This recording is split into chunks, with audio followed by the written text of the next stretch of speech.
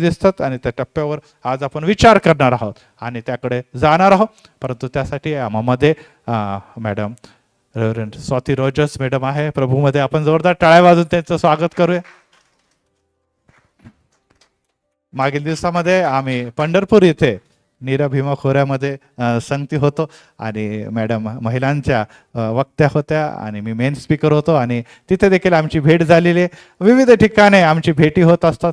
परंतु प्रभूला धन्यवाद असो की UBS मधून आम्ही संगती निश्चितच पुढे आलेलो आहोत. त्याचप्रमाणे डॉक्टर स्नेहल पाटळे मॅडम देखील आज आमच्यामध्ये. आपण मॅडम कृपया उभा राहावं. ते एक कॉर्पोरेटर आहे आणि काँग्रेस कमिटीमध्ये एक मोठ्या पदावर आहेत त्या आणि आज त्यांनी आमच्या चर्चमध्ये मंदिरामध्ये भेट दिलेली आहे.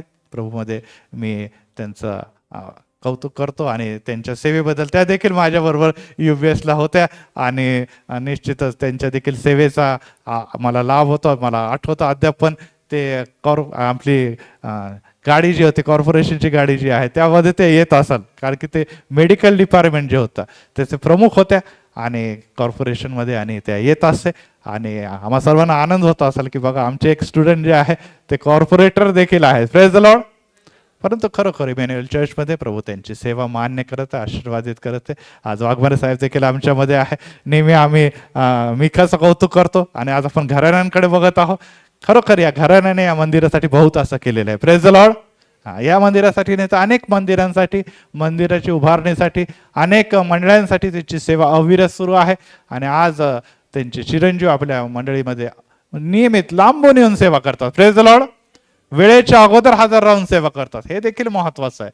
ते तरुण आहेत परंतु त्या सेवेसाठी त्यांनी स्वतःला वाहून घेतलेले आहे. असे तरुण असे लेकर निश्चितच नुसतं घराण्याचं नाव नाही तर देवाचं नाव उंच करतात. Praise the Lord.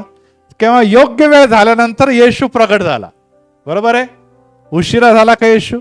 येशू योग्य वेळी प्रगट झाला. त्यामुळे आपण देखील योग्य वेळी मंदिरात येऊन जेव्हा भक्ती करतो तेव्हा आशीर्वाद तुम्हाला मिळतात कारण की देव वेळ पाळणार आहे आणि त्यामुळे आज आपण वेळ जास्त न घेता स्वाती रॉजर्स मॅडमला मी विनंती करतो की त्यावेळेस पुढे येतील आणि त्यांच्याकडून आपण विशेष आज किती कॅन्डल दिसते तुम्हाला? 4 कॅन्डल आहे. 4th ॲडव्हेंट संडे आहे आणि त्यानिमित्ताने आपण विशेष संदेश ऐकूया स्वाती रॉजर्स मॅडम.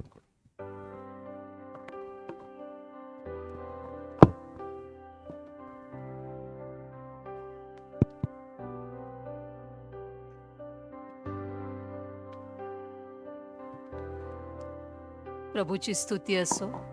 पुन्हा एक वार त्याची सेवा करण्यासाठी मला इथे आणलेलं आहे आणि मला नेहमीच आनंद होतो की तुमच्या समावेत वचनाची सेवा करत असताना. त्याचप्रमाणे आमचे सन्माननीय पाळक साहेब यांचे देखील मी आभार मानते आहे की एकत्रितरित्या हा ख्रिस्त जन्मोत्सवाचा आनंद साजरा करण्यासाठी वचनांची देवाणघेवाण करण्यासाठी त्यांनी मला आमंत्रित केलेलं आहे. पाळक साहेब प्रभूमध्ये मी आपले आभार मानते आहे. प्रियानो, खरोखर आत्ता एथवरची उपासना मी पाहिली आणि खूप आनंद झालेला आहे. जे सेवा कार्य आहे ते प्रभू फलद्रूप आणि बहुगुणित करत आहे. त्या प्रभूला धन्यवाद असो. आणि आता आपण वचनाकडे वळत असताना जो शास्त्रभाग आज मननासाठी आम्ही घेतलेला आहे मत्तई शुभवर्तमान याचा 1 अध्याय आणि 1 ते 17 वचनं यावर आपण मनन करणार आहोत. पहा, सुरुवातीलाच अगदी ह्या अध्यायाच्या वरती शीर्षक दिलेलं आहे येशू ख्रिस्ताची वंशावळ. ख्रिस्त जन्मोत्सव साजरा करत असताना आम्ही अनेक विषय जे आहे त्याचं मनन करत असतो. पण पुष्कळदा काय होतं की वंशावळ जी असते आहे ती वाचल्यानंतर अतिशय कंटाळा येतो, निरुपयोगी वाटते आहे. खरं पाहता पवित्र वचन हे पवित्र आत्म्याकडनं आलेलं आहे. एकही शब्द निरुपयोगी नाहीये, कोणताही शब्द व्यर्थ नाहीये. म्हणून आम्हाला पवित्र शास्त्र वाचत असताना जरी वंशावळ असली तरी ती पवित्र आत्म्याच्या मार्गदर्शनाखाली वाचली पाहिजे.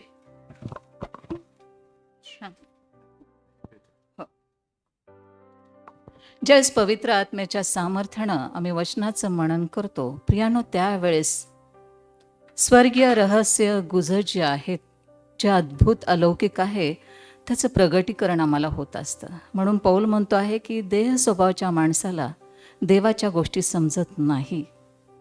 आणि म्हणून आज आम्ही वंशावळीचा अभ्यास करत असताना आम्हाला अद्भुत रीतीनं जो ख्रिस्त, ज्याचा जन्मोत्सव 2000 वर्षापूर्वी त्याचा जन्म झाला आणि तो आनंद, ती आठवण आम्ही साजरी करत असताना वंशावळीकडे आम्ही पाहतो, त्यास आमच्या लक्षात येतं की अरे, अद्भुत रीतीनं ही वंशावळ पवित्र शास्त्रामध्ये दिलेली आहे. आणि ते पाहत असताना कुठेतरी आम्ही स्वतःला तिथे पाहतो की प्रभूनं माझ्यावर कशी कृपा केलेली आहे.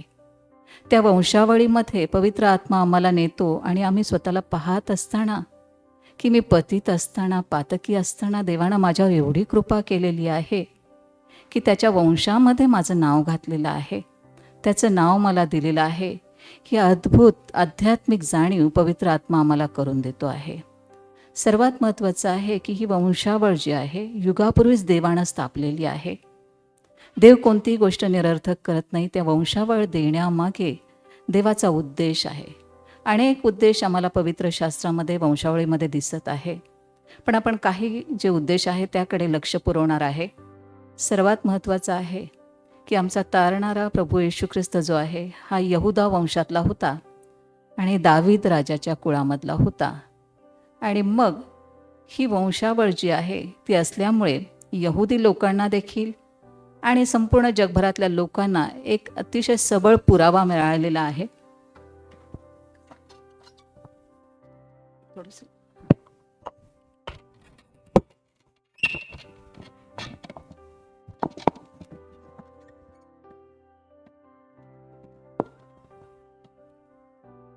एक पुरावा जो आहे देवपित्यानं स्वतःच आपल्या पुत्राबद्दल दिलेला आहे. याकरता की मनुष्य जातीला कोणती सबब नसावी, कोणते प्रश्न, कोणत्या शंका मनामध्ये राहू नये. कारण मला माहीत आहे शेवटला काळ आहे. ख्रिस्त विरोधकासाठी पोषक वातावरण जगभरामध्ये तयार होत असताना ख्रिस्त नाकारला जावा, ख्रिस्ताचा जन्मच झालेला नाहीये, ख्रिस्ताचं कुळच नाही, खरोखर तो यहुदाच्या वंशातला होता का, असे अनेक प्रकारचे खोटे शिक्षण सैतान मंडळीमध्ये आणण्याचा प्रयत्न करत आहे. परंतु आम्हाला युगापूर्वीच देवानं अशा प्रकारे शास्त्रलेख, भविष्यवाण्या, वंशावळ देऊन अतिशय सबळ पुरावा दिलेला आहे. खरे पाहता देवाला गरज नाही की पतित मनुष्याला त्यानं पुरावा द्यावा. तरीसुद्धा तो आमच्यावर एवढी प्रीती करतो आहे की आम्ही कोणत्याही भ्रमामध्ये राहू नये, दिशाहीन होऊ नये, म्हणून आम्हाला प्रत्येक गोष्ट त्यानं पवित्र शास्त्रामध्ये दिलेली आहे. म्हणून वंशावळ जी आहे ही फार महत्त्वाची आहे की ज्याच्यामुळे ठामपणे आम्ही म्हणू शकतो आहे की आमचा तारणारा ख्रिस्त जो आहे हा यहुदाच्या वंशामध्ये जन्माला आलेला आहे, दावीद राजाच्या कुळामधला हा आहे, आम्ही वंशामुळे सांगू शकतो आहे. दुसरा उद्देश हा आहे वंशावळ देण्यामागे की मत्तय आणि लूक हे 2 अध्याय जर आम्ही पाहिले, दोन्ही पुस्तकं अभ्यासली तर आमच्या लक्षात येईल की लुकामध्ये सुद्धा वंशावळ दिलेली आहे आणि ती मरियेची आहे आणि मत्तयामधली जी आहे ती योसेफाची आहे. परंतु महत्त्वाचं हे आहे की ज्यावेळेस आम्ही बारकाईनं सूक्ष्म रीतीनं ह्या वंशावळीचं अभ्यास करतो, परीक्षण करतो, त्यास आमच्या लक्षामध्ये एक गोष्ट येते आहे की ही वंशावळ प्रामुख्यानं यावर प्रकाश टाकत आहे की प्रभू येशू ख्रिस्ताचा जन्म पवित्र आत्म्याच्याच द्वारे झालेला आहे. आणि अद्भुत रीतीनं ही वंशावळ अनेक गोष्टी आम्हाला सांगत आहे. आता महत्त्वाचं हे आहे की देवानं यहुदी लोकांना ही वंशावळ का दिलेली आहे. तर ही वंशावळ ज्यावेळेस आम्ही पाहतो की तिचा उपयोग कशा प्रकारे केला गेलेला आहे, याजक आणि लेवी यांची नेमणूक करण्यासाठी या वंशावळीचा प्रामुख्यानं उपयोग केलेला आम्हाला दिसतो आहे. निवास मंडप, रानातला प्रवास, देवाने दिलेलं नियमशास्त्र आम्ही अभ्यासलं तर प्रत्येकामागे काहीतरी उद्देश आहे. सुंदरसं वर्गीकरण केलेलं आहे, नियम केलेला आहे, वंशांसाठी नियम आहे, प्रत्येक प्रकारचे नियम तिथे आहे. हे सगळं अभ्यासल्यानंतर एका ठोस आम्ही जागेवर येतो आहे. तिथे आम्हाला दिसत आहे की हे कोणासाठी आहे, तर येणारा उद्धारक, पतित मानवासाठी उद्धार करता येणार होता, त्यासाठी ही सर्व पूर्व तयारी आम्हाला जुन्या करारामध्ये दिसते आहे. आणि म्हणून वंशावळ जे आहे त्याच्यामध्ये जे याजक पद आहे, जे लेवी आहे, ते सुद्धा त्यांना ठरवलेल्या वंशातून ते आले पाहिजे आहेत, यासाठी या वंशावळीचा उपयोग केला जातो आहे. सर्वात महत्त्वाचं आहे की बाबेलावरनं ज्यावेळेस यहुदी माघारी आलेले आहेत, बंदिवासातनं आलेले आहे, एज्रा आणि नेहम्याचं पुस्तक जर आम्ही वाचलं तर त्याच्यामध्ये आम्हाला दिसत आहे की ही वंशावळ जी आहे ही तपासली गेलेली आहे आणि त्यानुसार मग पुढची कारवाई झालेली आहे, पुढची जबाबदारी पार पाडली गेलेली आहे.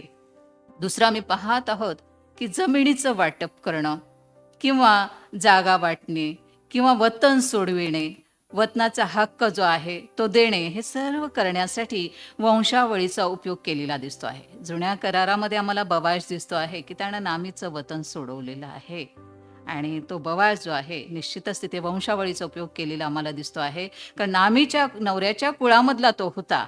आणि मग अशा प्रकारे हा बवाज जो आहे, जो ख्रिस्ताचा दर्शक आहे आणि त्याच्या कुळामध्ये दावीद राजा आणि पुढे ख्रिस्त जन्माला आलेला आहे. म्हणजे त्या वंशावळीचं महत्त्व किती असलं पाहिजे आहे. तिसरं आम्ही पाहत आहोत की योसेफ जो आहे हा दाविदाच्या कुळामधला होता. आणि ज्यावेळेस नावनिशी लिहिण्याची वेळ आलेली आहे, त्यावेळेस तो कुठे गेलेला आहे? दावीद राजाच्या बेथलेहेम गावी तो गेलेला आहे.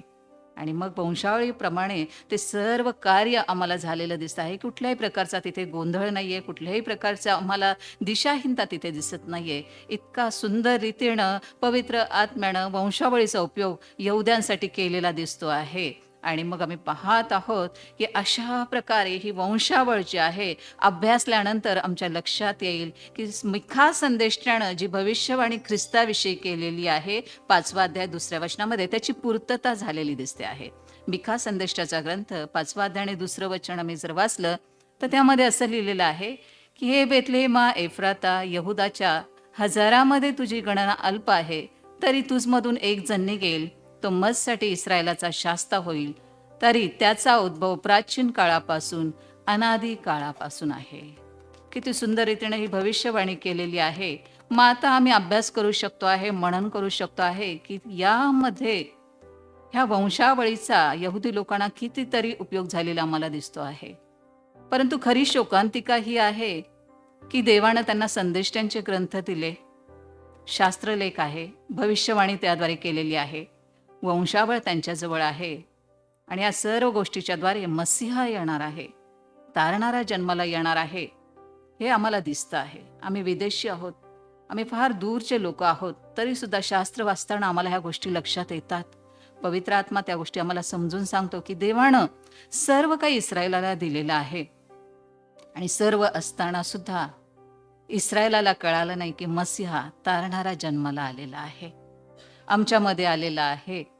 आध्यात्मिक नेत्र बंद होते आणि शेवटी आम्ही पाहत आहोत की त्याला वधस्तंभावर देण्यात आलेला आहे. प्रियानो, आज आम्ही ख्रिस्ताची वधू आहोत, मंडळी आहोत. यामधून आम्हाला निश्चित बोध घेतला पाहिजे आहे. ज्याप्रमाणे इस्रायल राष्ट्राकडे, यहुद्यांकडे सर्व काही होतं, त्याचप्रमाणे आमच्याकडे देवाचा शब्द आहे, पवित्र वचन आहे, परिपूर्ण जे बायबल आहे ते आमच्याकडे आहे. कदाचित असं होऊ शकेल की आमच्याकडे सगळं आहे आणि त्यामुळे आता आम्हाला ख्रिस्ताची तितकीशी गरज वाटणार नाही, कारण आमचं तारण झालेलं आहे आणि पिढ्यानपिढ्या आम्ही सेवा करत आहोत. पिढ्यानपिढ्या ख्रिस्त आमच्या कुटुंबामधून आहे आणि सैतान अशाच प्रकारे मंडळीवर, विश्वासणाऱ्यांच्या कुटुंबावर हल्ला करत असतो. आणि प्रभू येण्याचा समय जवळ आलेला आहे. आम्ही पाहत आहोत की जगभरामध्ये अनेक बदल होत आहेत, निसर्गामध्ये बदल होत आहेत आणि ते करत असताना, ते पाहत असताना शास्त्रलेख पूर्ण होत आहे. आणि आम्हाला म्हणता येत आहे, आम्हाला पवित्र आत्मा दाखवत आहे की प्रभूचं येणं, मंडळीचं रॅप्चर किती जवळ आलेलं आहे. यहुद्यांसारखी आमची स्थिती असता कामा नये की प्रभू कोणत्याही क्षणी आला आणि मी वर उचलला जाणार. जे उभे आहेत त्यांनी पडू नये याची काळजी घेतली पाहिजे आहे, असं शास्त्रलेख सांगतो आहे. सतत आम्ही वचनाच्याद्वारे, प्रार्थनेच्याद्वारे ख्रिस्ताशी जडलेलो असलं पाहिजे आहे. जसा फाटा वेलीला जडलेला असतो आहे, तसं आमचं आणि ख्रिस्ताचं नातं असलं पाहिजे आहे. यहुदी लोकांचे आध्यात्मिक नेत्र बंद होते, अंतःकरण जड झालेलं होतं. अन्यथा वंशावळ पाहिल्यानंतर त्यांना ताबडतोब समजलं असतं की बेथलेहेम नगर जे आहे, जे संदेशवाणी आहे, जी भविष्यवाणी आहे, तिथे तारणारा जन्माला आलेला आहे, उद्धारकर्ता जन्माला आलेला आहे, हे त्यांना समजू शकलं नाही. ही एक मोठी शोकांतिका जी आहे आम्हाला इस्रायल राष्ट्राची दिसत आहे. ज्याची वंशावळ आम्ही अभ्यासतो, त्या वंशावळीमध्ये काही उद्देश, त्याचप्रमाणे काही वैशिष्ट्य जे आहेत, गुणलक्षणं जी आहेत, ती देखील आम्हाला दिसतात.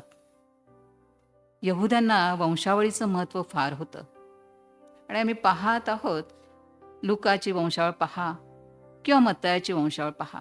प्रामुख्यानं ज्यावेळेस आम्ही इतिहास तपासतो, त्या वंशावळीमध्ये स्त्रियांची नावं टाकली जात नसत. परंतु इथं पवित्र आत्म्यानं ताबा घेतलेला आहे.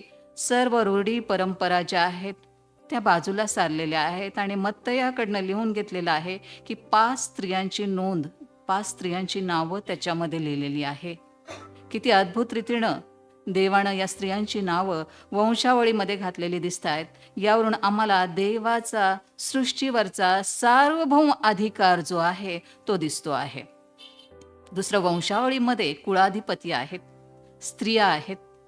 अगदी पहिल्या वचनापासून आम्ही शेवटल्या वचनापर्यंत पाहिलं तर आमच्या परिचयाचे अभ्यास केलेले संतजन तिथे आहेत, परंतु ते आमच्यासारखेच चुकलेले आहेत, पापामध्ये पडलेले आहेत, मोहामध्ये पडलेले आहेत. तरी सुद्धा देवानं त्यांना आपल्या पुत्राच्या वंशावळीमध्ये स्थान दिलेलं आहे. त्यांचं नाव जे आहे नोंदवलेलं आहे. ही ती देवाची कृपा आहे. सारा, रेबेका, राहेल यांची नावं त्या वंशावळीमध्ये नाही आहे, तर तिथे आम्हाला दुःखद इतिहास असलेल्या स्त्रियांची नावं तिथे पाहायला दिसतात. विशिष्ट उद्देशानं ती नावं देवानं तिथं घातलेली आहे, यासाठी की जी आम्ही मंडळी ख्रिस्ताची वधू आहे, तिला देवाची जी इच्छा आहे, तिच्याबाबत देवाची जी योजना आहे ती समजावी, म्हणून अशा प्रकारे ते वचनं जे आहेत पवित्र आत्म्याकडून आलेली आम्हाला तिथे दिसत आहे. प्रियानो, वंशावळीचा उद्देश आम्ही पाहत आहोत, वंशावळीचे वैशिष्ट्य पाहिलेले आहेत. आणि ज्यावेळेस आम्ही हे सर्व अभ्यासतो त्यावेळेस आमचं अंतःकरण विदीर्ण होतं. आम्ही दुःखी होतो, आक्रोश करू लागतो, टाहो करू लागतो आहे की प्रभू मी ती आहे, प्रभू तो मी आहे आणि तुझ्या कृपेनं मला तारण मिळालेलं आहे, तुझ्या कृपेनं मला तुझं नाव मिळालेलं आहे, तुझ्या कृपेनं मला देवाचं लेकरं म्हणून जग ओळखत आहे. प्रियानो, कृपा म्हणजे काय? की जिथे मनुष्याची असमर्थता आहे, अयोग्यता आहे, स्वतःच्या बलानं तो काहीच करू शकत नाही, अशा प्रकारे ज्यावेळेस देवाचं प्रेम ओतलं जात आहे, देवाची कृपा तिथे ओतली जात आहे, हा तो कृपेचा अर्थ आहे. कृपेची व्याप्ती देखील पहा किती मोठी आहे. पाप्यांसाठी ती आहे, नीतिमान कोणीच नाही. सर्वांसाठी देवाची कृपा जी आहे ओतली गेलेली आहे आणि ह्या अध्यायामधून आम्हाला ते दिसत आहे. अशा प्रकारे सुंदरशी वंशावळ आमच्या समोर देवानं ठेवलेली आहे. या वंशावळीमध्ये 5 स्त्रिया आहेत. वचनांमध्ये त्यांची नावं दिलेली आहेत. तामार आहे, राहाब आहे, रूथ, उरियाची बायको, जिचं नाव दिलेलं नाहीये पण आम्हाला माहीत आहे की तिचं नाव बत्शेबा आहे, आणि 5वी येशू ख्रिस्ताची जगिक माता मरियाबाई आहे. असे 5 स्त्रियांची नावं आम्हाला वंशावळीमध्ये दिसत आहे. मी आधीच तुम्हाला म्हटलेलं आहे की तिथे सारा, राहेल, रिबेका यांची नावं नाही आहेत, परंतु दुःखद इतिहास असलेल्या, पळून निघालेल्या, काही ठिकाणी त्यांचं वर्तन जे आहे जे समाजाला मान्य नसणारं, अशा प्रकारचा इतिहास त्यांचा असलेल्या स्त्रिया, अशी पार्श्वभूमी असलेल्या स्त्रिया आम्हाला देवाच्या पुत्राच्या वंशावळीमध्ये दिसत आहे. का बरं देवानं त्यांना तिथं ठेवलेलं आहे? का त्यांची नावं तिथं घातलेली आहे? तर देव दाखवत आहे की या स्त्रिया ज्या आहेत या ख्रिस्ताच्या, आपल्या पुत्राच्या वधूचं दर्शक आहे. किती अद्भुत आहे ना? ख्रिस्ताची वधू तुम्ही आणि मी आहोत. मंडळी विश्वासणारी जी आहोत ती आम्ही ख्रिस्ताची वधू आहोत. आणि मग ह्या 2000 वर्षापूर्वी ज्या स्त्रिया दाखवलेल्या आहेत, जुन्या करारातल्या त्या स्त्रिया आहेत, आणि त्यांचं वर्तन पाहत असताना आम्ही देवाच्या समोर नमन करतो आहोत, देवाच्या समोर आक्रोश करतो आहोत की प्रभू तुझी वधू अशी आहे की तिच्या ठाई काही चांगुल पण नाही आहे, जे काही आहे ते पाप आहे, आणि अशा पापमय स्थितीमधून तू तुझ्या वधूला निवडलेलं आहे, शुद्ध केलेलं आहे, तलम नीतीची वस्त्र नेसवलेलं आहे, ती मी आहे. हा कबुली जबाब ज्यावेळेस आम्ही देतो आहोत त्या स्वर्गामध्ये आनंद केला जात आहे. म्हणून वंशावळ जी आहे ती ख्रिस्ताच्या वधूचं दर्शक आहे. किती अद्भुत आहे ना? की पापातल्या पापी लोकांना देवानं काय केलेलं आहे की त्याचं वधू म्हटलेलं आहे की जे कोणी ख्रिस्तावर विश्वास ठेवत आहे. पहा, सैतान जो आहे तो पहिल्यापासून देवाच्या योजनेमध्ये हस्तक्षेप करतो आहे, कारण त्याचा शेवट जवळ आलेला आहे, त्याला ठाऊक आहे, आणि म्हणून तो हल्ले कोणावर करतो आहे? ख्रिस्ताच्या वधूवर, ख्रिस्ताच्या मंडळीवर तो हल्ले करत असतो आहे, कारण ती ख्रिस्ताची आहे. मौल्यवान रक्तानं त्यानं तिला विकत घेतलेला आहे. जे त्याचे आहे त्याच्यावर तो हल्ले करत नाही, कारण ते त्याच्यावर अग्निसरोवरामध्ये जाणार आहे. पण ख्रिस्तानं ज्या मंडळीला, वधूला आपल्या हृदयाशी स्थान दिलेलं आहे, तिच्यावर मात्र तो सतत हल्ले करत असतो आहे आणि देवाची योजना जी आहे ती व्यर्थ करण्याचा तो व्यर्थ खटाटोप करताना आम्हाला दिसत आहे. परंतु तरीही देखील देवाच्या योजना परिपूर्ण असतात, त्याचे संकल्प कायम टिकणारे असतात आणि ते पूर्णत्वास जातात हे आम्हाला माहीत आहे. म्हणून आमच्याशी संबंधित असलेली ही वंशावळ जी आहे, जी ख्रिस्ताच्या वधूचं दर्शक या 5 स्त्रियांच्याद्वारे आम्हाला पाहायला मिळत आहे, म्हणून आम्हाला त्या 5 स्त्रियांचा अभ्यास करणं, मनन करणं, त्यांचा पवित्र शास्त्रामधून इतिहास तपासणं हे फार अत्यंत गरज आहे. सर्वात महत्त्वाचं आहे की आम्हाला पहिली स्त्री दिसत आहे की जिचं नाव तामार आहे. त्यासाठी आम्हाला उत्पत्तीचा 38वा अध्याय नंतर तुम्ही मनन करू शकता आहात, तिच्याविषयी पूर्ण माहिती दिलेली आहे. तर आता ही तामार कोण आहे? तर आम्हाला याकोबाचे पुत्र दिसत आहे आणि त्याच्यामध्ये यहुदा नावाचा पुत्र आहे. पहा, याकोबाला इस्रायल म्हटलेलं आहे आणि पुढे त्याच्याच कुळामध्ये तारणारा जन्माला येणार आहे. ही अद्भुत गोष्ट आहे. मानव जातीच्या पातकासाठी तारणारा उद्धारक येणार आहे आणि देवानं अतिशय सुंदर रीतीनं संपूर्ण गोष्टी ज्या आहेत या योजून ठेवलेल्या आहेत, त्या स्थापलेल्या आहेत आणि त्याच्यामध्ये सैतान जो आहे तो फेरफार करत आहे.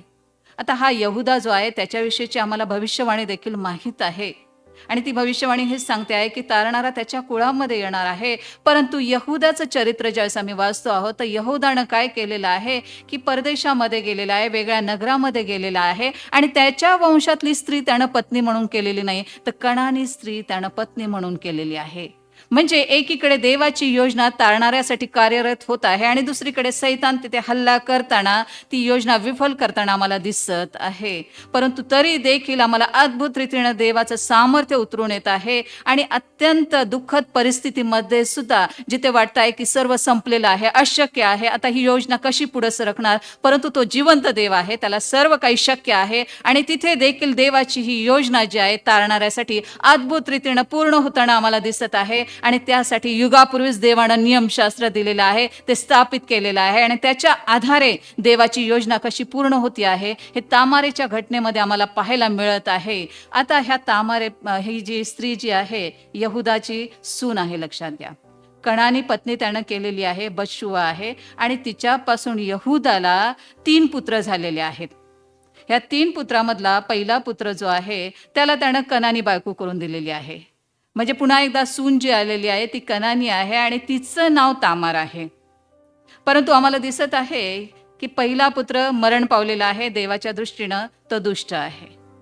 पद्धत काय आहे की अनुवादाचं पुस्तक 25 अध्याय 5वं वचन जर आम्ही पाहिलं तर वंशाचं सातत्य जे आहे ते टिकवलं जाणं गरजेचं आहे.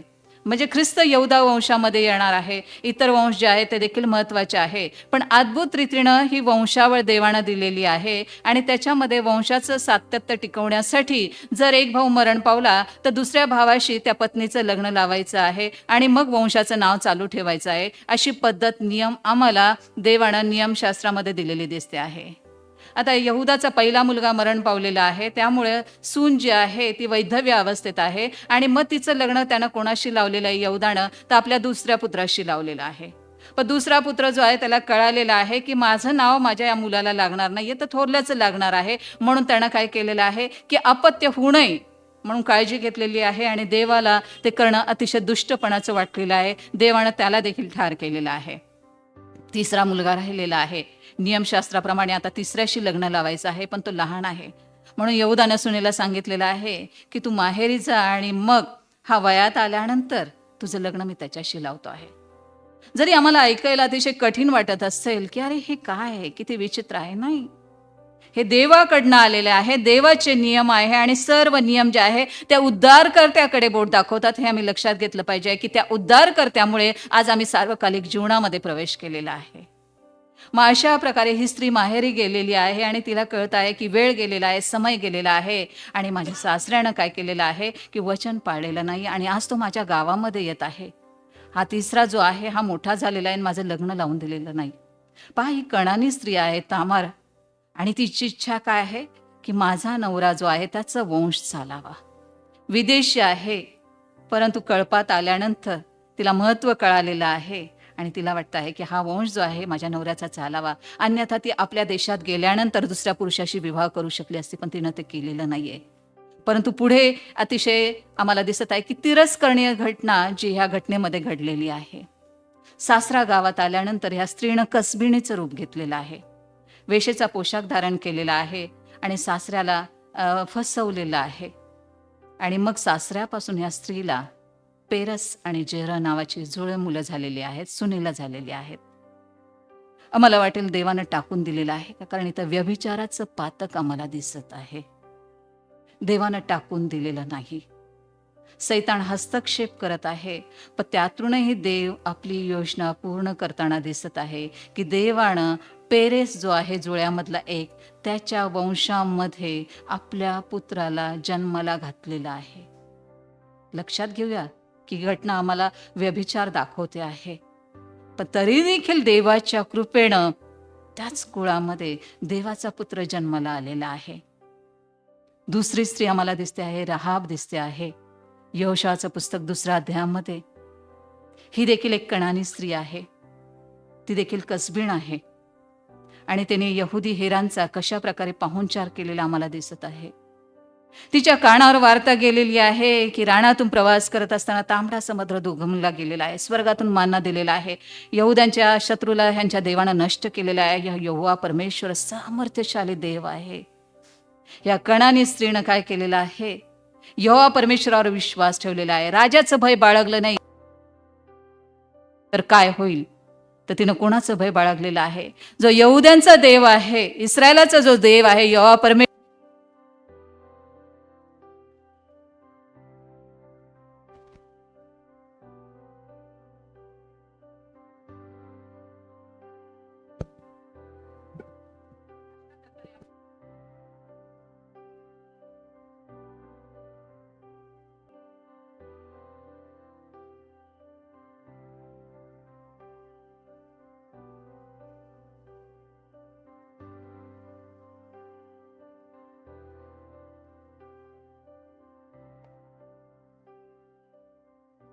इस्रायली वंशाचा अधिकारी जो आहे, ज्याचं नाव सलमोन होतं, सलमोन, त्याच्या बरोबर तिचा विवाह झालेला आहे आणि तिनं बवाजाला जन्म दिलेला आहे, जो बवाज ख्रिस्ताचं दर्शक आहे आणि त्याच्या कुळामध्ये ख्रिस्त जन्माला आलेला आम्हाला दिसतो आहे.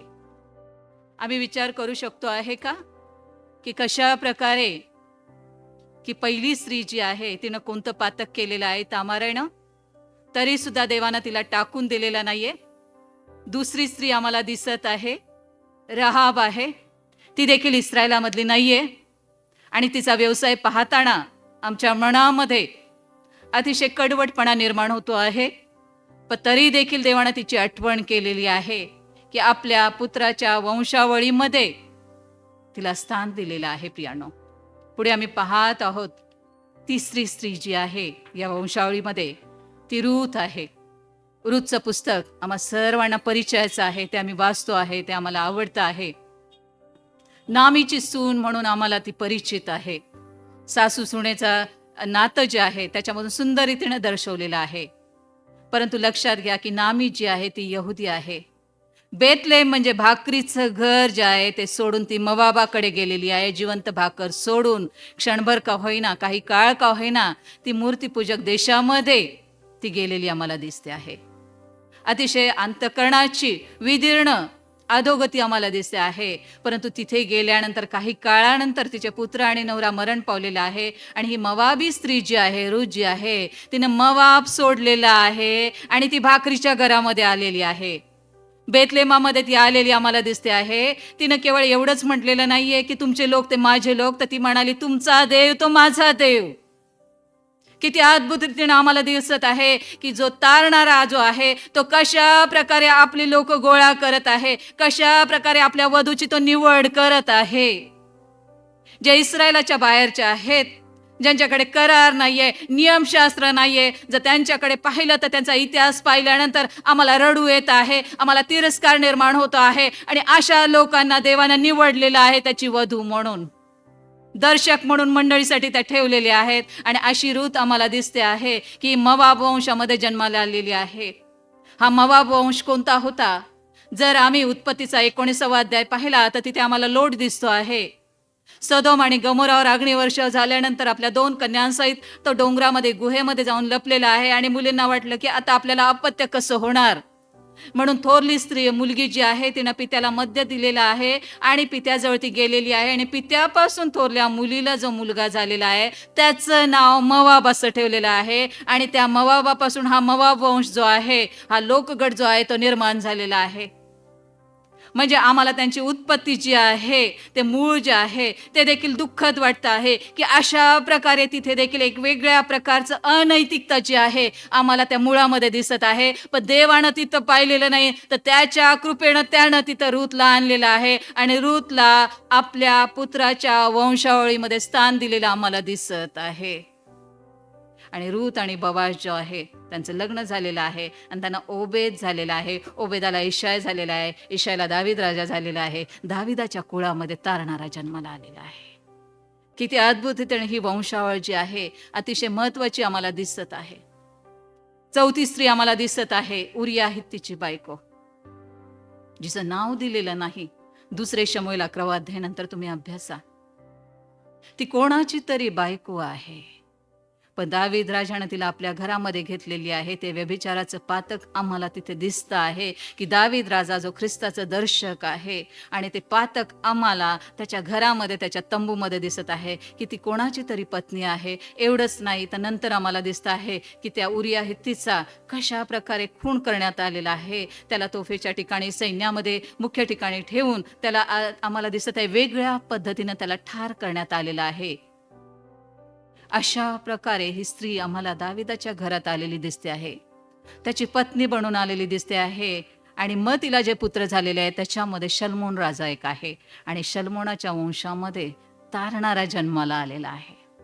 महत्वाचं हे आहे की वंशावळ जी आहे, उरिया हित्तीची बायको असं का लिहिते? पवित्र शास्त्रामध्ये तिचं नाव बत्शेबा आहे, हे आम्हाला अनेक ठिकाणी दिसतं आहे. आधीच आपण पाहिलेलं आहे की देव कोणतीही गोष्ट निरर्थक करत नाही. वरील 3 स्त्रियांची नावं लिहिलेली आहेत, पण उरिया हित्तीच्या बायकोचं नाव लिहिलेलं नाहीये. ती बत्शेबा आहे आणि नंतर तिनं दाविदाशी लग्न केलेलं आहे. पण ज्या वेळेस वचनामध्ये उरिया हित्ती तिला म्हटलं जात आहे, उरिया हित्तीची बायको म्हटलं जात आहे, म्हणून ती अजून कोणाशी तरी बांधलेली आहे. ती दावीद राजाची पत्नी झालेली आहे, पण शास्त्रलेख सांगता आहे की ही ती जी स्त्री आहे ती इस्रायलाचं दर्शक आहे आणि अजून ती बांधलेली आहे नियमशास्त्रानं. दावीद राजा ख्रिस्ताचा दर्शक आहे, पण ती ख्रिस्ताची झालेली नाही, म्हणून तिचं नाव जे आहे तिथं देण्यात आलेलं नाही. 5वी स्त्री आम्हाला दिसते आहे, मरियाबाई, येशू ख्रिस्ताची जगिक माता जी आहे, तिथे तिचं नाव दिसतं आहे. वंशानं ही यहुदी होती. उरिया हित्तीची बायको बत्शेबा ही देखील यहुदी होती. आणि मग योसेफाशी तिचा विवाह ठरलेला होता. तो योसेफ जो आहे दाविदाच्या कुळामधला होता. एकमेव स्त्री आम्हाला ह्या वंशावळीमध्ये दिसते आहे की देवाचं भय बाळगणारी स्त्री आहे. आधी कधी तिनं हे पवित्र आत्म्याच्या द्वारे गर्भधारणा किंवा असे शब्द ऐकलेले नाहीये. ही वेगळ्या प्रकारची गर्भधारणा जी आहे तिला माहीत नाही, परंतु तरी सुद्धा ती म्हणते आहे की तुझ्या इच्छेप्रमाणे हो. देवाचं भय बाळगणारी स्त्री आम्हाला ह्या वंशावळीमध्ये दिसत आहे आणि तिचं नाव ह्या वंशावळीमध्ये आलेलं दिसतं आहे. आणि आम्हाला माहीत आहे की आमचा तारणारा जो आहे तिच्या उदरी जन्मास आलेला आहे. प्रियानो, अद्भुत रीतीने ह्या स्त्रियांचा इतिहास जो आहे तो आम्ही पाहिलेला आहे. महत्वाचं हे आहे की या 5 स्त्रिया ज्या आहे ह्या मंडळीचं दर्शक आहे. प्रत्येक स्त्रियांचा काळ पाहताना काळ टप्पा जो आहे तो वेगवेगळा आहे, समय वेगळा आहे, परंतु मंडळी या नात्यानं आम्ही शेवटच्या टप्प्यामध्ये आहोत. ख्रिस्ताची आम्ही वधू आहोत.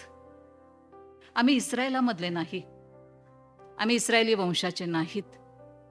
आम्हाला नियमशास्त्र नाही, आमच्याजवळ कराराची वचनं नाही आहेत, विधी नाही आहेत. आम्ही ख्रिस्ताला पाहिलेलं नाहीये, इस्रायल राष्ट्रानं पाहिलेलं आहे, त्याला चाचपलेला आहे, त्याचा स्पर्श त्यांना झालेला आहे, त्यांच्यामध्ये तो जन्माला आलेला आहे, त्यांच्यामध्ये उठलेला आहे, बसलेला आहे. पण आम्ही मात्र किती दूरचे लोक आहोत. तुम्ही आणि मी विदेशी मंडळी आहोत. आमची स्थिती कशी होती? तर आम्ही देवविरहित होतो. जिवंत देव जो आहे तो आम्हाला माहीत नव्हता. आम्ही मूर्तीपूजक होतो. पवित्र शास्त्रामध्ये मूर्तीपूजेचं पाप जे आहे व्यभिचाराचं पाप म्हणून गणलं गेलेलं आहे. जिवंत देवाला सोडून अन्य देवांच्या मागं जाणं हे व्यभिचाराचं पातक म्हणून गणलं गेलेलं आहे. म्हणजे विदेशी मंडळी व्यभिचारी मतानं चालणारी होती, कारण तिच्याजवळ जिवंत देव नव्हता. आणि मग ह्या ज्या स्त्रिया आम्ही पाहिलेल्या आहेत, उरिया हित्तीपर्यंतच्या स्त्रिया ज्या पाहिलेल्या आहेत, त्याच्या अगोदर 2 स्त्रिया पाहिलेल्या आहेत, 3 स्त्रिया पाहिलेल्या आहेत, त्या विदेशी मंडळी ज्या आहेत, ज्या कणानी स्त्रिया ज्या आहेत, त्या तुमचं आणि माझं दर्शक आहे. आणि त्यांना ख्रिस्तानं देवानं आपल्या वंशावळीमध्ये बोलावलेलं आहे, आमंत्रित केलेलं आहे. त्यांचा इतिहास पाहिलेला नाहीये, त्यांच्याकडे कोणतं सामर्थ्य नाहीये, तरी सुद्धा देवाच्या कृपेनं देवानं आपल्या वंशावळीमध्ये त्यांना स्थान दिलेलं आहे. किती अद्भुत प्रगटीकरण तुमच्या आणि माझ्यासाठी आहोत, की त्या स्त्रिया तुम्ही आणि मी आहोत, विदेशी मंडळी आहोत. आणि अशा प्रकारे आमचं पापमय जीवन आहे. त्या गर्तेमध्ये जीवन आम्ही जगत होतो, अंधारातलं जीवन होतो, आशाहीन असं जीवन जगत होतो, कारण आमच्याजवळ जिवंत देव नव्हता. तरी सुद्धा देवानं स्वतः पुढाकार घेतलेला आहे, स्वतः आम्हाला आकर्षून घेतलेला आहे. इतक्या दूर आम्ही असताना त्यानं आमच्याकडे पाहिलेलं आहे, त्याचा प्रकाश जो आहे आमच्यावर प्रकाशलेला आहे. आणि आता आम्हाला त्यानं बोलावून घेतलेला आहे, आमंत्रित केलेलं आहे, आणि त्याच्या पुत्रावर आम्ही विश्वास ठेवलेला आहे. आणि देवाची लेकरं जे आहे हे नाव आम्हाला मिळालेलं आहे. आध्यात्मिकरित्या आता आम्ही देखील येशू ख्रिस्ताच्या वंशातले आहोत. आणि म्हणून ही वंशावळ जी आहे ती अद्भुत रीतीनं आम्हाला पाहायला मिळत आहे. आता महत्वाचं आहे की तामारूत रहाब जे आम्हाला दिसत आहे ह्या विदेशी मंडळी आहेत, तुम्ही आणि मी आहोत. परंतु बत्शेबा जी आहे हे जुनं इस्रायल आहे. की जुनं इस्रायलाची स्थिती कशी आहे? ख्रिस्त मसीहा येऊन गेलेला आहे, तरी सुद्धा ते त्याच्यावर विश्वास ठेवत नाही. मसीहा येणार आहे असंच ते म्हणत आहे. ही जी बत्शेबा जी आहे ही जुन्या इस्रायलचं दर्शक आहे, की जी अजून उरिया हित्तीशी बांधलेली आहे. खरं पाहता आता तिनं दाविदाचं व्हायला पाहिजे आहे, दाविदाशी लग्न झालेलं आहे, दाविदाने तिला स्वीकारलेलं आहे, पण ती अजूनही कुठे आहे तर ती उरिया हित्तीशी बांधलेली आहे, म्हणून तिचं नाव दिलेलं नाहीये. म्हणून इस्रायल राष्ट्र जे आहे रॅप्चरमध्ये नसणार आहे. त्यांच्यापैकी ज्यांनी ख्रिस्ताचा स्वीकार केलेला आहे ते रॅप्चरमध्ये असणार आहे. आणि म्हणून बत्शेबाचं जे उदाहरण आपण पाहिलेलं आहे त्याच्याद्वारे देखील देवानं आम्हाला दाखवलेलं आहे की देवानं आमच्यावर कृपा केलेली आहे, की आम्ही त्यांच्या आधी विदेशी मंडळी ख्रिस्ताकडे वळलेलो आहे आणि ख्रिस्ताचं आम्ही स्वीकार केलेला आहे. मरियेचं नाव, मरिया कोणाचं दर्शक आहेत? मरिया जी आहे ही खरी यहुदी आहे. त्याच्यामध्ये 2 टप्पे आहेत. यहुदी काही लोकांनी ख्रिस्ताला स्वीकारलेलं आहे, प्रेषित यहुदी होते. मरिया ह्या दोन्ही टप्प्यांमध्ये आम्हाला दिसत आहे की ज्यांनी ख्रिस्ताचा स्वीकार केलेला आहे अशा यहुदी लोकांचं ती दर्शक आहे, यहुदी प्रजेचं दर्शक आहे. परंतु त्याचबरोबर महासंकट काळामध्ये सुद्धा इस्रायलाचं तारण होणार आहे. त्यांना ख्रिस्त समजणार आहे आणि शेवटी आम्ही सर्वजण ख्रिस्ताबरोबर सार्वकालिक जीवनात असणार आहोत, 1000 वर्षाच्या राज्यामध्ये असणार आहोत. यहुदी आणि यहुदीतरांचं ऐक्य जे इफिस्कराच्या पत्रामध्ये लिहिलेलं आहे ते खरं घडून येणार आहे. मग अशा प्रकारे आम्हाला दिसत आहे की मरिया ह्यांचं नेतृत्व करत आहे, यांचं प्रतिनिधित्व करत आहे, की जे यहुदी जे आहे, जे इस्रायल राष्ट्र जे आहे ते खरोखर ख्रिस्ताचा मसीहाचा तारणारा म्हणून स्वीकार करणार आहे. हा आकृतीबंध जो आहे हा वंशावळीद्वारे देवानं आम्हाला दाखवलेला आहे. प्रियांनो, ही वंशावळ जरी आम्हाला कंटाळवाणी वाटत असेल, तिचा उपयोग काय आहे असं वाटत असेल, पण आम्ही अभ्यासल्यानंतर आमच्या लक्षात येत आहे की मंडळीसाठी एक मोठा संदेश या वंशावळीच्या द्वारे देवानं दिलेला आहे. विशेषतः आम्हाला आमच्याकडे पाहिलं पाहिजे आहे की जी आम्ही विदेशी मंडळी आहोत, आज ख्रिस्त जन्म आम्ही साजरा करत असताना आम्हाला हे देखील आठवायचं आहे की आमचा पूर्व इतिहास काय आहे, आम्ही कुठून आलेलो आहोत आणि प्रभूनं आम्हाला कशा प्रकारे बाहेर काढलेलं आहे. त्यानं आमच्यावर कृपा केलेली आहे, आम्हाला आनंद दिलेला आहे, स्वर्गीय आनंद दिलेला आहे. याची देखील आम्हाला ख्रिस्त जन्मोत्सवामध्ये आठवण करायची आहे आणि प्रभूचं स्तुती करायची आहे, प्रभूचं गुणगान करायचं आहे की प्रभू मी विदेशी असताना सुद्धा तू माझी आठवण केलेली आहे, मला तुझ्या तारणाच्या योजनेमध्ये तू सामील केलेलं आहे, सर्व काही तू केलेलं आहे. माझ्या ठाई तर काहीच चांगलं नाहीये, माझ्या ठाई जे होतं ते सर्व फक्त पापच होतं, तरी देखील त्या पापातून तू मला बाहेर काढलेलं आहे, मला शुद्ध केलेलं आहे आणि आता मला तुझी वधू म्हणून या जगामध्ये तू ठेवलेलं आहे आणि माझ्यावर तू जबाबदारी सोपवलेली आहे की जसं मला तू बाहेर काढलेलं आहे जसं तू माझ्यासाठी मरण पावलेला आहे, ही शुभवार्ता वधू या नात्यानं, मंडळी या नात्यानं मला बाहेरच्या लोकांकडे घेऊन जायचं आहे. आणि म्हणून ख्रिस्त जन्मोत्सव साजरा करत असताना, आनंद साजरा करत असताना प्रियानो, आम्हाला लक्षात घ्यायचं आहे, आम्हाला विसरून चालणार नाही की देवानं जी आमच्यावर प्रीती केलेली आहे, देवानं जी आमच्यावर कृपा केलेली आहे, आम्हाला ती इतरांना द्यायची आहे, आम्हाला ती गाजवायची आहे, तिची घोषणा करायची आहे. कारण कोणी दुर्जन मरावा यात प्रभूला आनंद नाही, तर त्यानं स्वर्गामध्ये असावं, माघारी फिरावं अशी देवाची इच्छा आहे. आता ती जबाबदारी मंडळीकडे दिलेली आहे. म्हणून आम्ही सण साजरे करत असताना, आनंद करत असताना आमच्या मनामध्ये सदैव ही जाणीव असली पाहिजे आहे की प्रभूनं मला कसं तारलेलं आहे. ही आनंदवारचा जन्मोत्सवाची आम्ही सांगत असताना आमचं तारण जे आहे, प्रभूनं जे केलेलं आहे आणि तो इतरांचं देखील तारण करू इच्छितो आहे, त्याला सर्वजण सार्वकालिक जीवनामध्ये हवे आहे. ही शुभवार्ता देखील आम्हाला इतरांना सांगायची आहे. आज आपण इथे थांबूया. प्रभू करो या वचनाद्वारे आम्हास आशीर्वाद देऊ. आमेन.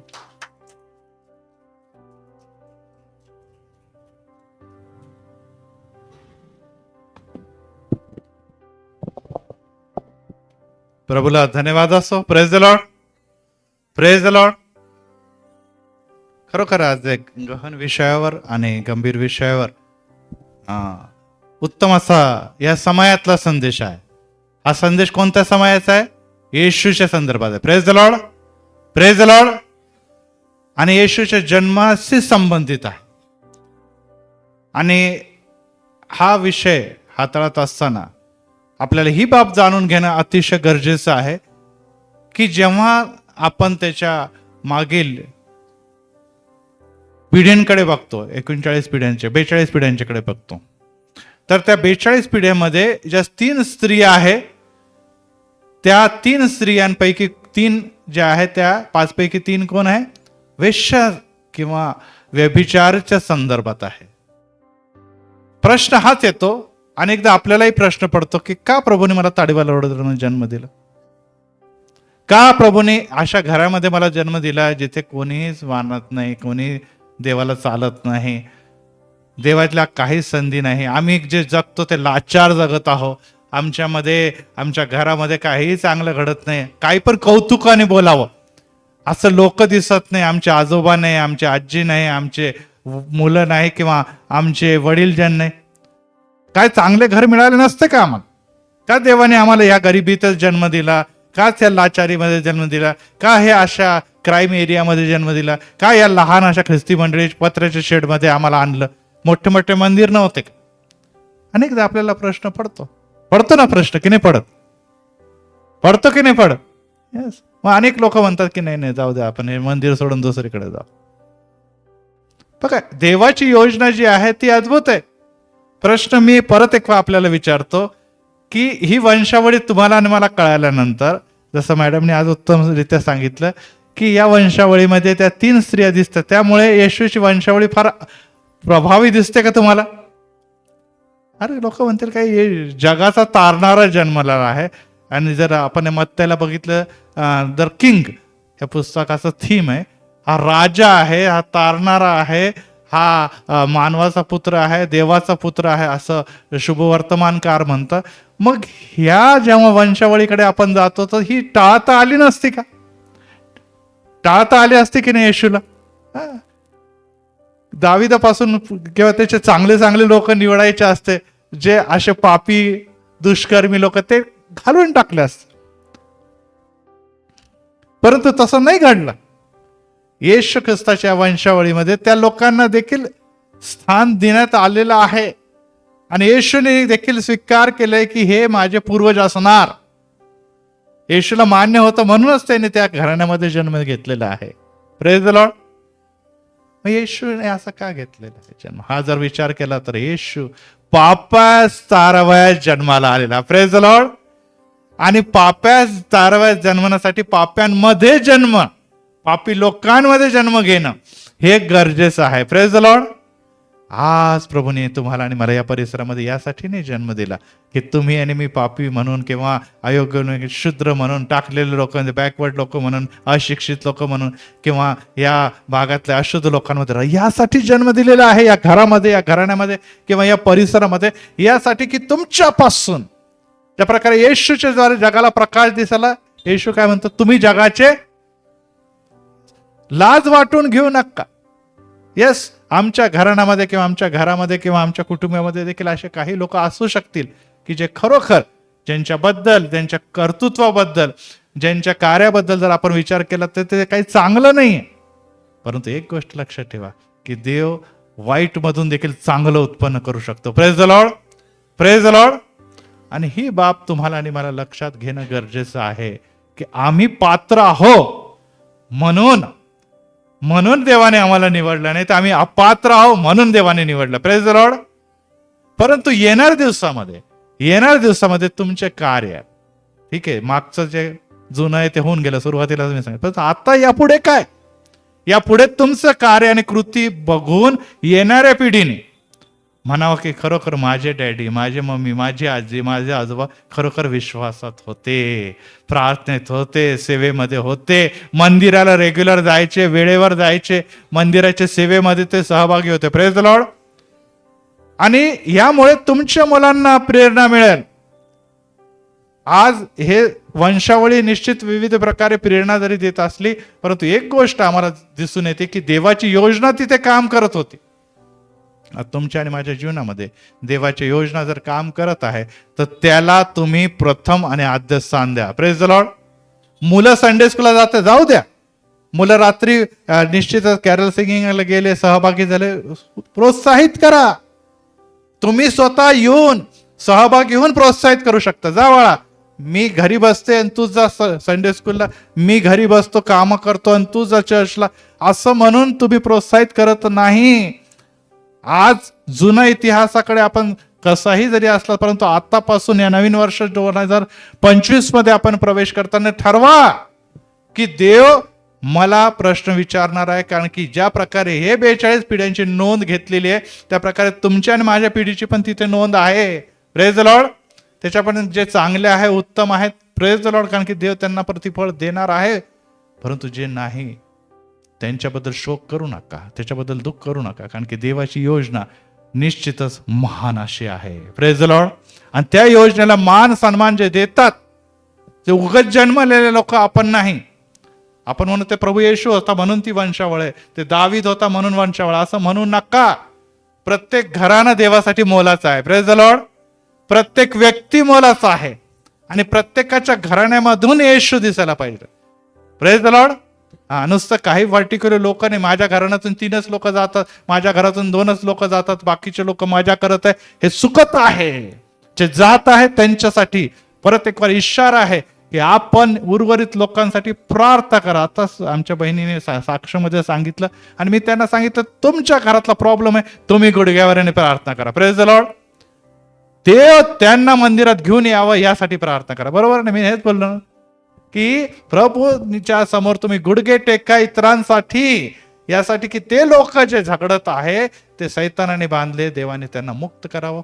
ते जेव्हा मंदिरात येतील मग आपण म्हणू की मी आणि माझं घराणं तर काय करणार, परमेश्वराची की संसाराची सेवा करणार, बायकोची सेवा करणार, ऑफिसरची सेवा करणार, जगातली सेवा करणार, पण मंदिराची सेवा कोण करणार? हो, निवडक लोकांची नाही, आपल्या प्रत्येकाची जबाबदारी आहे. प्रभू आपल्या सर्वांना आशीर्वाद दे. उत्तम असा संदेश आलेला आहे. घरी जाऊन परत एक विचार करा, कारण की वंशावळ अनेकदा आपण दुर्लक्षित करतो, याकडे आपण लक्ष देत नाही. परंतु प्रत्येक घराणे देवाचे घराणे आहे आणि प्रत्येक स्त्री ही किती मोलाची हे देखील आम्हाला कळतं. प्रभूला धन्यवाद असो की प्रभूने आपल्याला स्त्री बनून जन्म दिलेला. Praise the Lord. आणि स्त्रीचा देखील काय सन्मान आहे आता आपण बघितलेलं आहे. आणि त्यामुळे आपण जर स्त्री आहे तर आपल्याला स्वतःला कमी लेखू नका, तर आपल्याला मोठी जबाबदारी आपल्याला दिली. शेवटपर्यंत येशूची माता येशू बरोबर होती. Praise the Lord.